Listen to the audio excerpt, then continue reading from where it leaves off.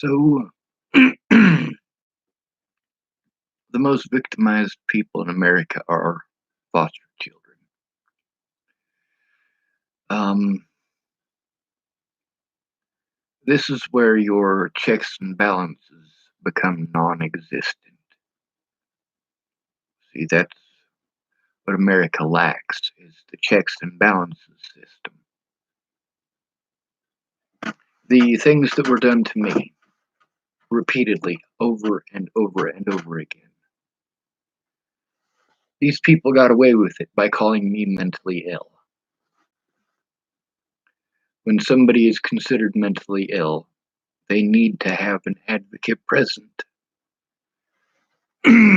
This prevents that person from being victimized by the system, by government employees who have shown time and again that they cannot be trusted. There must be a system of checks and balances. These police officers need to be forced to wear body cameras, forced to wear them. In addition to this, there needs to be, well, an outside agency that takes a look. The police cannot have control of their own evidence, especially when there are situations like mine where police did so much illegal activities, so many illegal activities, and so many immoral activities to hide their crimes. As many of you know, I grew up in foster care. A lot of you guys make excuses, like, I must have deserved it. If you've listened to the recording between myself and my Aunt Mary, you know that I was not locked up because of anything that I did. I was locked up because neither of my parents were allowed to have me. My mother blames it all on a social worker named Rita Story. However, my mother is also, according to the information that I received last week, she herself is a sexual predator. She had sex with one of my friends from high school. Actually had sex with him. Not paranoid that he might want to have sex with her, or not paranoid that she might want to have sex with him, so she's a terrible person, and so on and so forth. No, she actually had sex with him. Now, that's not the first time anybody has told me something like that. I've had people tell me stuff like that on many occasions throughout my stay here in Chapel, Nebraska. My first few days here, I had a guy tell me my mom was a lot of fun in high school. Something a kid just loves to hear about his mom, right?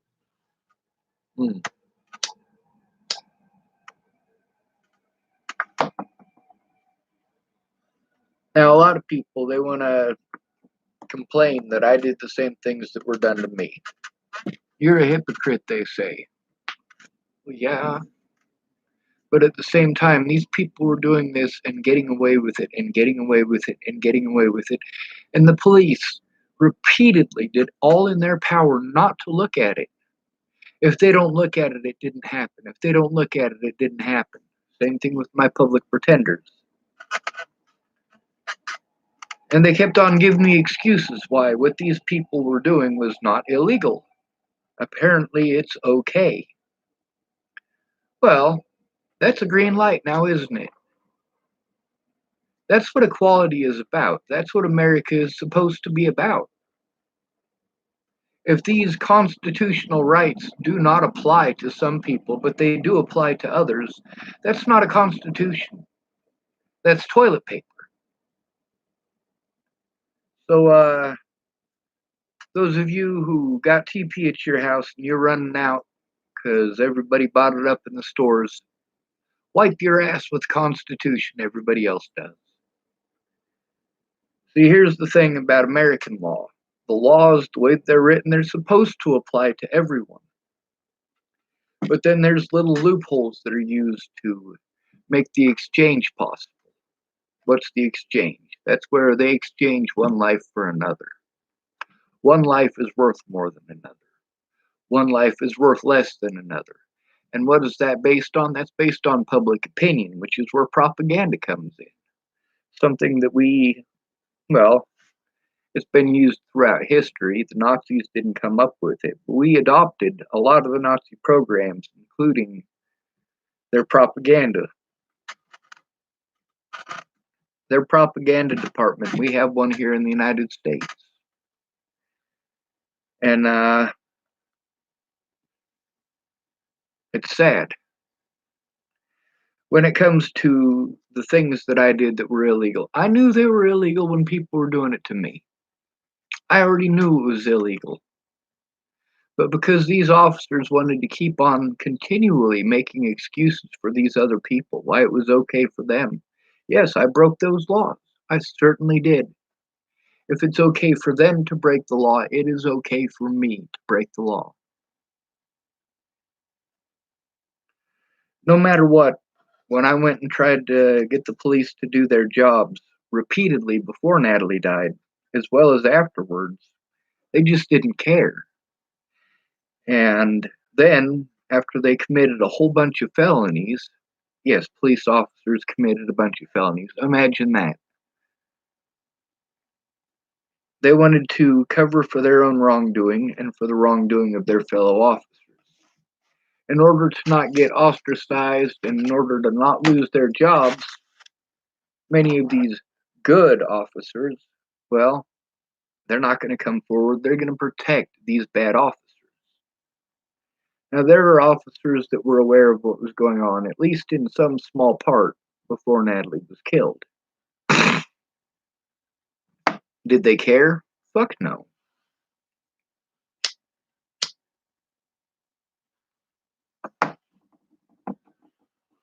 The recordings between myself and Miss Peaches do show a lot. The same thing with my recordings between myself and, well, a lot of different people. The recordings between myself and Tabby, the recordings between myself and Aaron Cockerham, the recordings between myself and Katie Cahill. These are all very important. Now, in all of these situations, every one of these situations that I had to deal with the police and deal with the courts, when it came to looking at evidence that I was trying to take to them, they made all sorts of excuses and used the mentally ill tag as their excuse for getting away with it. But then when it comes to sentencing me, I'm magically sane. I'm not mentally ill when it comes to sentencing me after literally torturing me in the jail. Now, it wasn't just the situations that happened in the jails that were physical. It was also the psychological and emotional abuse, and the fact that because there is no audio footage on those cameras, these officers can get away with doing whatever they want. When they put me on suicide watch in Arapahoe County, Officer McRae was the one who did that. Now, they did this on multiple occasions, mind you. But that's because by that point, I had already been made a target by the media and also by really bad laws, very bad laws. Like, if you are charged with a crime and they drop the charges, that needs to come off your arrest record. Especially when it's in the instance of you being assaulted by a police officer and them doing everything in their power to prevent you from being able to do anything about it. Without money, I couldn't do anything at all. Now, there were people at the beginning who were trying to help me, and none of these people understood the situation. None of them. And with the whole texting thing, yes, I take things wrong in texting, but so do most of you. Especially when you're trying to communicate something as fucked up as what's going on. For me to be able to explain what was going on back in January of 2018 would have been pretty fucking easy. It would have taken a couple hours to show everything that I had to show. By this point, though, I mean, I've been through 2 more years of hell since then. This would literally take at least 2 weeks of sitting in court just to show the things in court that I have to show. That's not true. It would take more than 2 weeks. When we're considering that there's an 8-hour court day, you've got to take an hour out of that for, well, all of their court bullshit that you got to jump through. You're looking at 7 hours worth of court every day. And we're talking about thousands of videos, thousands of screenshots. I mean, we're talking about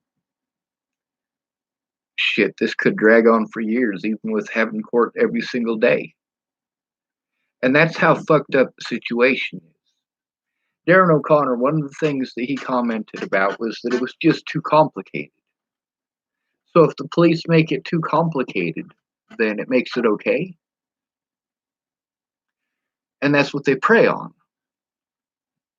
Now, the same thing that I have to deal with there, I also have to deal with on the internet.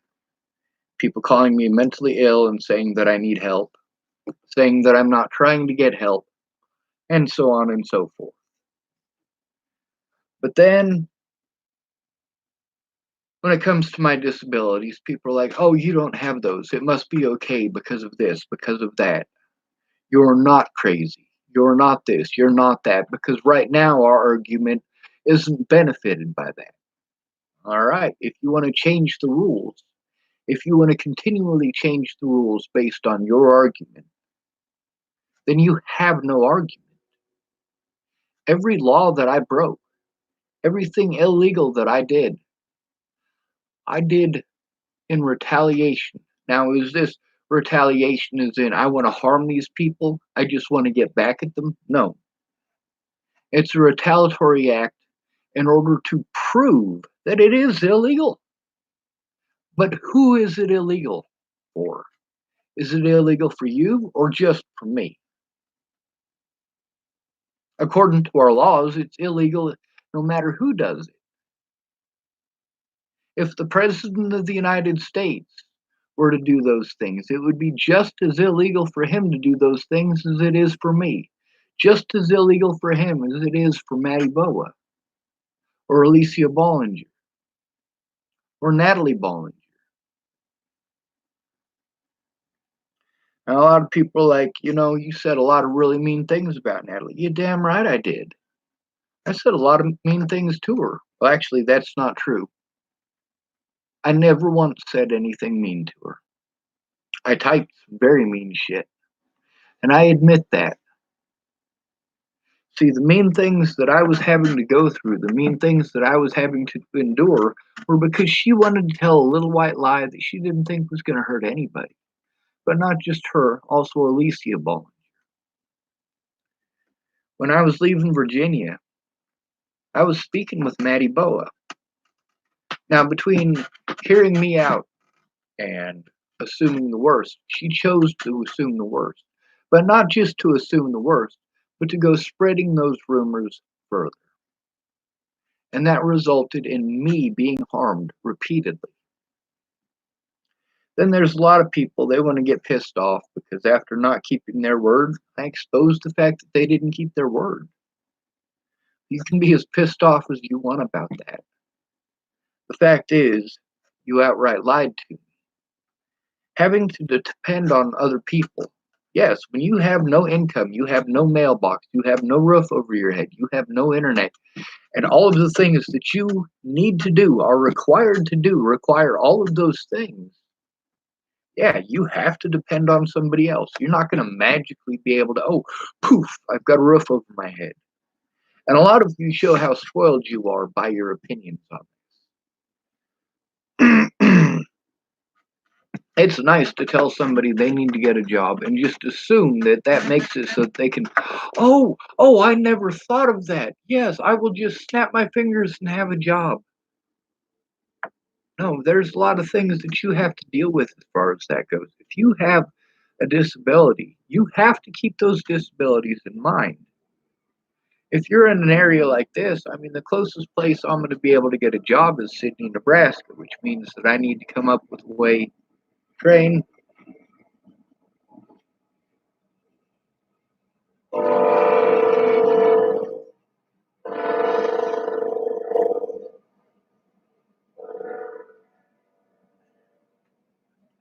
I have to come up with a way to get to and from Sydney, Nebraska, without a vehicle, mind you.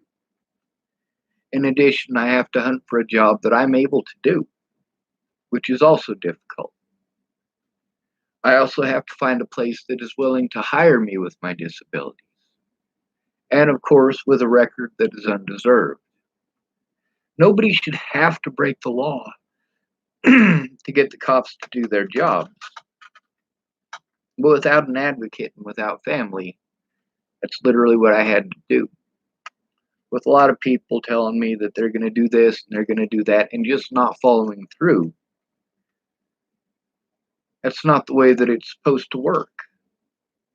They've got all these laws set in place that are supposed to defend people like me. They're supposed to defend people who are disabled, people who are at an extremely high risk of being victimized, not just physically, but also financially, which is what I've had to deal with most of my adult life.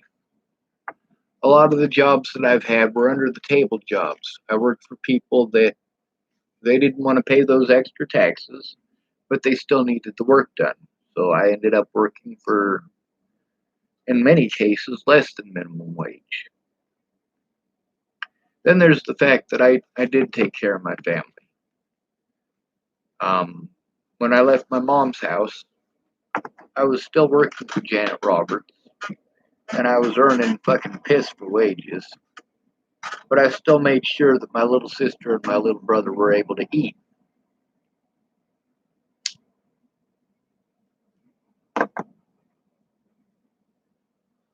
Now there's two Jason Jepsons that I talk about. Big Jason and Little Jason. Little Jason is he's a meth addict and he chose meth over his own family. He even tried to kill his own wife because he was methed out of his fucking gourd.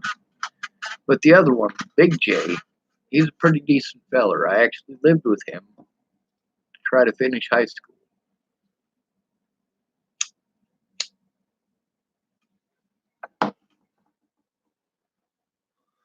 Throughout my adult life and my youth, the Jepson family has been extremely good to me.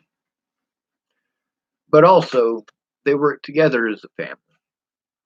None of the Jepsons know what it's like to have to go without a family altogether. Well, Mary might. Um, Gary and I have had conversations about that where he does understand. I mean, Mary and Gary have helped to raise a lot of children that are not their own. Before I met them, they were foster parents who helped to raise over 20 children that were not their own. But then there's the issue of the younger ones. They didn't have to go through the struggles that Gary and Mary did, and with each generation, because of Gary's hard work and Mary's hard work, each successive generation of Jepsons has had to struggle less and less. But then there's the fact that things are more expensive than they used to be. You have to spend more hours working to get the same things that your grandparents had and your parents had. And then we blame it on the poor. We blame it on foster children. You say, no, we don't. We don't blame it on the foster children. You certainly do. That's who you take it out on. These people are all mentally ill in your minds. These people are all drug addicts in your minds. And it's compounded by the fact that, well, as much as I don't want to agree with Donald Trump on anything, there's a lot of things that I have to. Fake media, for example. If something happens to a homeless person, you guys don't give two shits. If Tom Cruise were to freeze to death today, if he was to come to Chapel, Nebraska, just last week while we had a storm, if he'd have frozen to death in that storm, then most of you would be all over your Facebooks going, how sad, how sad, how sad, because it's Tom Cruise. Holy shit, poor dude, poor rich guy freezes to death after a very long, wonderful life. But when it happens to a homeless person, you guys don't give two shits. Meanwhile, these homeless people are in a much different position than Tom Cruise. If Tom Cruise ends up freezing to death, it's his own damn fault. It really is. Now, sure, maybe his vehicle breaks up on the side of the road, right? And he's stuck there. His axle fucking went flying off somewhere, and the fucking storm overtakes him, and he dies. All right, maybe in that scenario, it's not necessarily his fault. Maybe it's a vehicle manufacturer's fault. But then we would have a whole big thing about that, wouldn't we? About how now this, let's say he's driving a Lexus or a Jaguar, right? Jaguar is one of them big high dollar cars, right? So he's driving this Jaguar and the rear axle goes flying off. And now we have to have vehicle recalls on all of these Jaguars because a famous person died. He froze to death while in his vehicle. Well, he's got a vehicle over his head. If he really wanted to survive that much, he doesn't have to worry about a lot of the things that people have to worry about that are broke. That dude could easily start tearing off his nice leather seats, use some of that batting, and light himself a fire to keep himself warm. And maybe he'll die of the chemical fumes then. And you got to think about that. Well, now we have to have fire resistant stuff because he died of chemical fumes. But it's all because he's famous. If he dies of anything, we're going to make a big fucking deal about it. But then again, we got some foster kid, ages out, age of 18, gets thrown out onto the streets. Within a week, they encounter a blizzard. Now they got two choices. They can use a blanket that hopefully they have, because they're not going to issue you with a blanket. They don't give you hey, congratulations, welcome to the world, you're 18 kit. No, you get dropped off with whatever you went into the system with. A lot of the kids that I was locked up with that turned 18 while they were locked up. And when I talk about lockup, I'm not necessarily talking about juvenile facilities or mental hospitals or even group homes. Foster homes, too, are lockups. There have been many foster homes that I've been in that had locks on the doors, locks on your bedroom doors. And I want you to think about that for a minute. What happens if there's a fire? You're gonna fucking die. That's just how it is. They're gonna worry about their dogs and cats before they worry about unlocking that door. They're gonna worry about saving their own skin and their own kids before they worry about unlocking that door. And a lot of those people, when they're released, a lot of them are given government clothing. You know what government clothing is when you're in a place like that? A pair of sweatpants and a t-shirt, and that's what you got. That's it.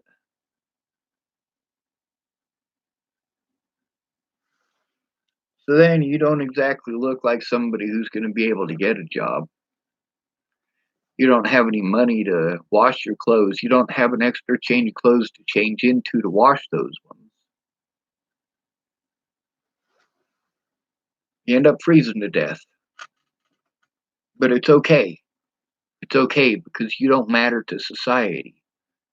The rules and the laws don't apply to you. It's okay to break the law. It's okay to harm you. It's okay to victimize you. Just like when you were a kid, you think, when I turn 18, I'll be able to do something about this. When I turn 18, I'll have rights. And then you turn 18 and you realize you don't have any rights because you're broke. At first, it was because you're a kid and your parents don't give a fuck. Now you're an adult. Your parents still don't give a fuck. Your family does not care. And when you freeze to death, yeah, they're not going to do shit about it. They don't fucking care. Would my dad care if I froze to death today? No, fuck, no, he wouldn't. The only reason he pretended to care last year is because I challenged his pride. Pride. Think about that.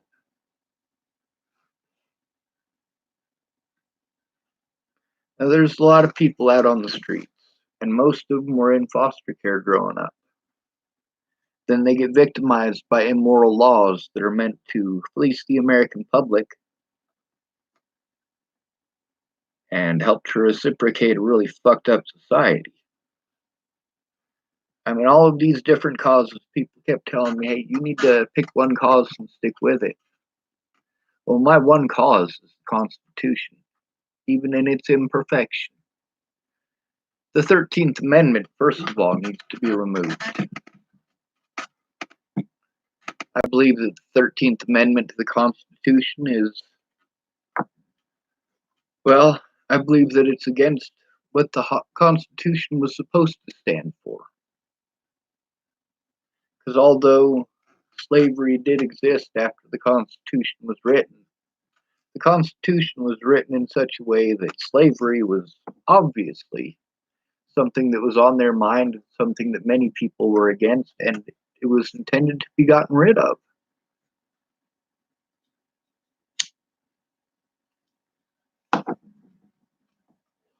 It's kind of ironic, though, that after claiming the Civil War was fought over slavery, the 13th Amendment to the Constitution was introduced before the end of the Civil War, and it's the part of the Constitution, the amendment, that makes slavery legal for everyone, not just black people, not just the Irish. Anybody convicted of a crime can be used for slave labor. So, who are you going to be able to railroad to get that slave labor? You can't go after people whose families care, because then their families will keep you tied up in court. Their families will speak up and say, hey, this ain't right. That's where the propaganda department comes in. If you're homeless and your family don't care, the propaganda department's not going to care. They're going to do everything in their power to make it justified to the American public, not caring about the innocent lives that they destroy by doing so.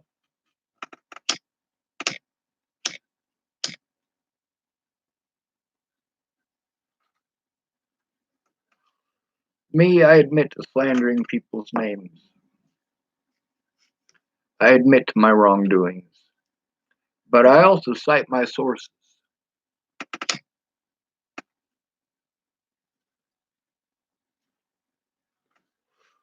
A lot of people lied to me, and a lot of people were pissed off that I recorded conversations between myself and them.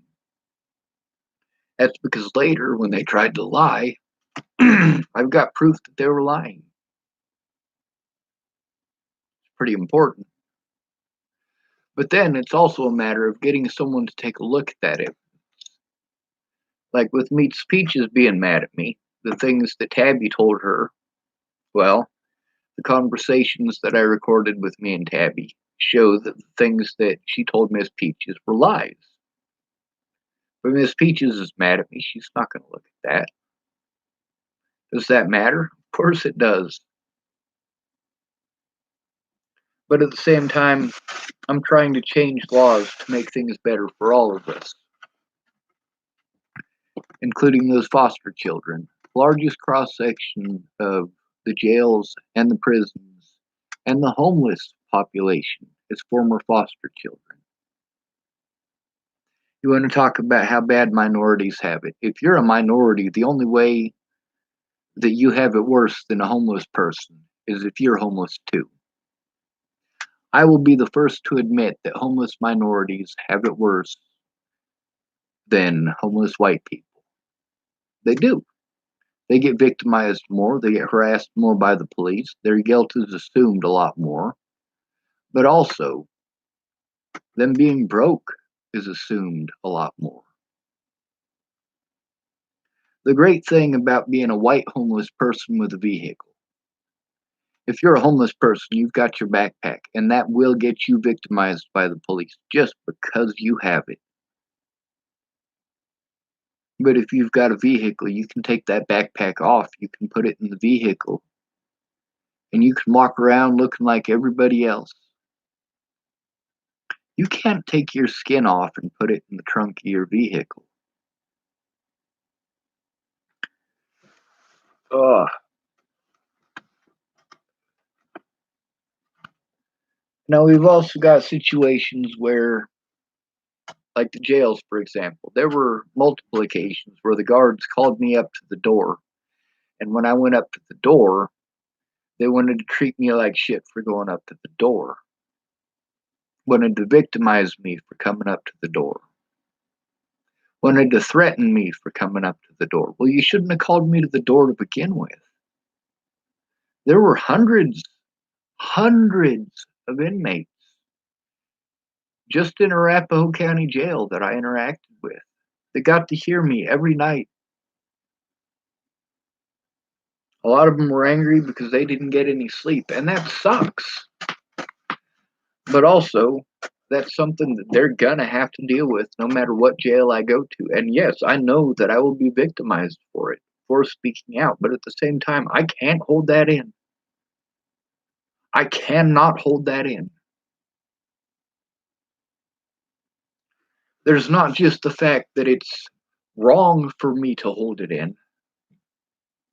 There's also the fact that, yeah, I'm in a fucking constant state of fear while in the jails because of the way that I've been treated in the jails. And I want to treat each individual officer as their own entity, as a decent person. But at the same time, if they're working for the same departments and they're friends with the same people who did these things to me, then no, I can't trust you. Just like Polly Olson last week when she told me that she was friends with some of the officers. Well, that right there dropped a lot of trust that I had in Polly. I don't believe that she's a bad person, but she's going to choose sides based on friendship, yes. That is something that automatically takes away from my ability to trust you.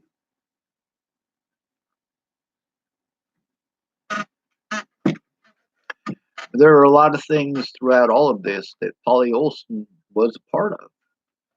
I went to Polly Olson repeatedly for help, and you know what? She tried. She gave me phone numbers to places that I'd already called.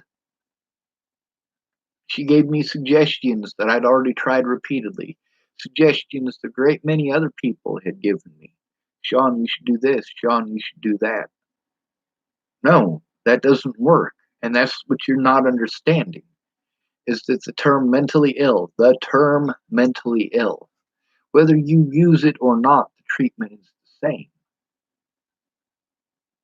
And that's something that many of these people who grew up in foster care are going to have to deal with for the rest of their lives because there's nobody in their corner. We need to have the police be accountable. And number one, that starts with them being forced to wear body cameras at all points in time, not being able to turn it off. If you want to have a setting on your phone where, or on your body camera for when you go to the bathroom, I'm fine with that. I am. But at the same time, if your camera is pointing at your equipment while you're using the bathroom, you're not using that body camera correctly. If you're afraid that somebody might hear you farting when you poop, we all poop. That's not the stuff that people are going to be wanting to have in court. People aren't going to go, oh, well, hold on. We need to fast forward to the part where they're going to the bathroom. You don't need to have that part in court. There's no reason for it. Oh, no, they poop.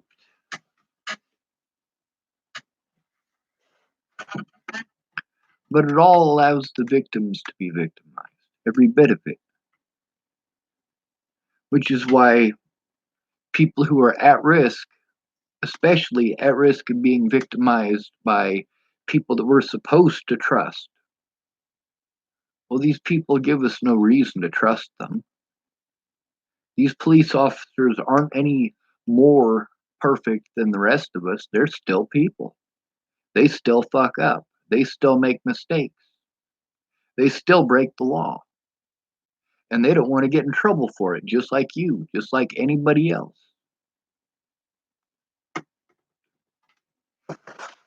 When it came down to it, the slander against me scared a lot of people away because they didn't want to be victimized. They already knew that they were putting themselves at risk if they came forward. That's something important to note about Mandy Hughes and Alyssa Rainwater. Now, if those guys want to come forward in court, that's a different story. If those people want to suck it up, stop being afraid of Ted Bollinger, because Ted Bollinger is locked up. At least I hope he's still locked up, and if he's not, well, he should be. While I had to deal with small lies that got twisted into fucked up shit, Natalie Bollinger actually did tell people that her dad molested her and raped her. People like me, people like Bobby Forrest, people like Samantha Danielle. Matter of fact, let's see if I can bring those up and put them on here. Videos.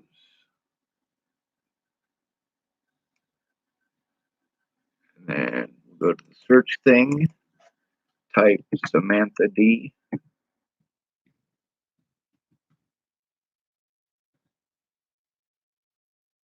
And right here,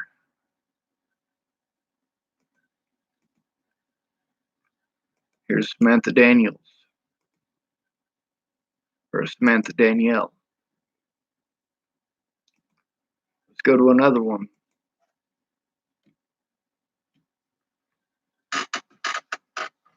We'll go to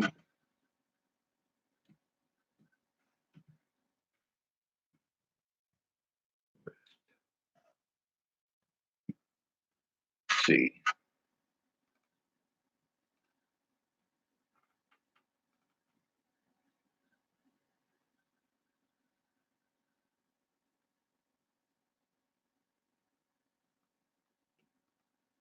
There's quite a few of them in here.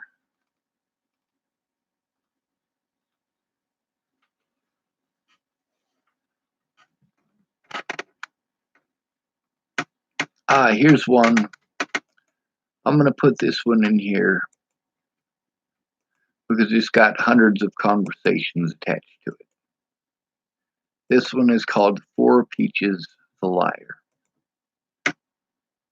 If she wasn't lying, then the police were lying and she needs to come forward about it. See, here's the thing, they can't both be telling the truth.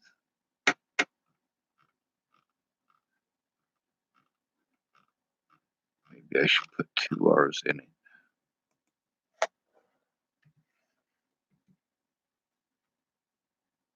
No. Let's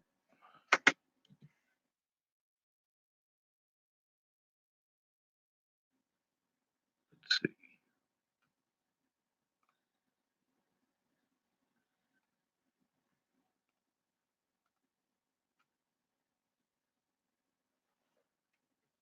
That one was 8 months ago.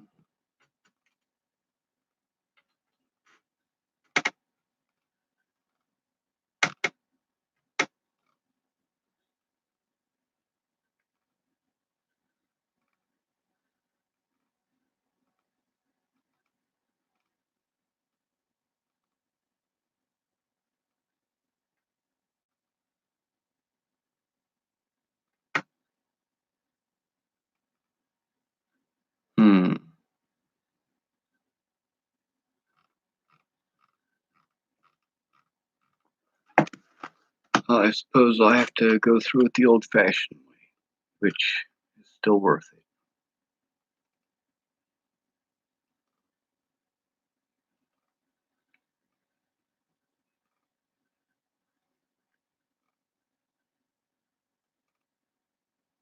And this is part of the thing with having to try to find this stuff while I'm making these videos. It'd be nice if I could sit down and just organize it all, have some peace and quiet so that I can actually function.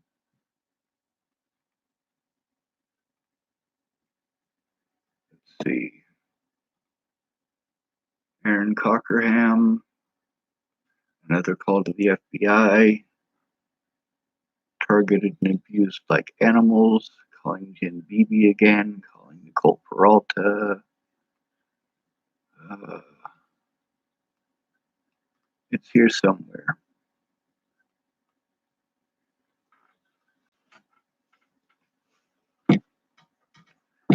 For each one of these cases individually, I got to go through and gather all of these little parts and pieces of the puzzle.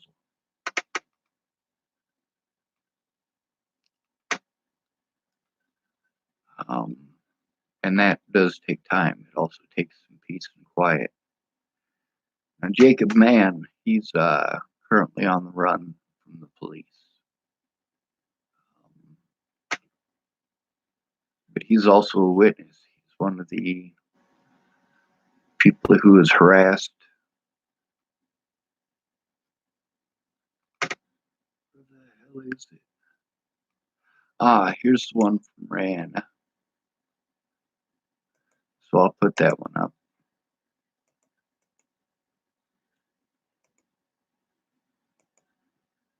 Now, if these people were telling me the truth, they wouldn't be afraid of those things being out there, would they?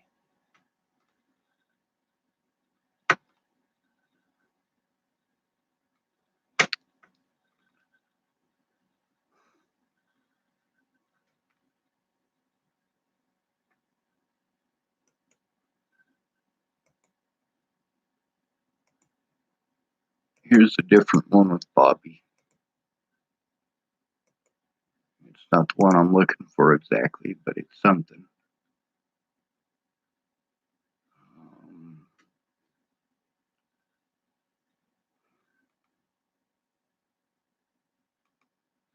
A lot of the conversations that I had, I would have liked to have been able to record. It would have been great if I'd have had my own place instead of having it taken from me over slander, and allowing my predators to get away because of that slander and because of Natalie's death. I could have recorded every conversation.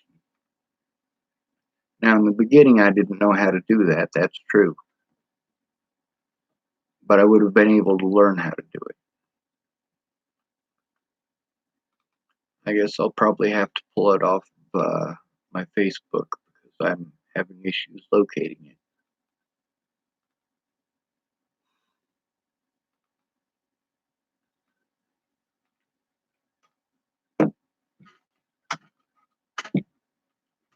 Fuck it. I'll end this video. Be kind to y'all.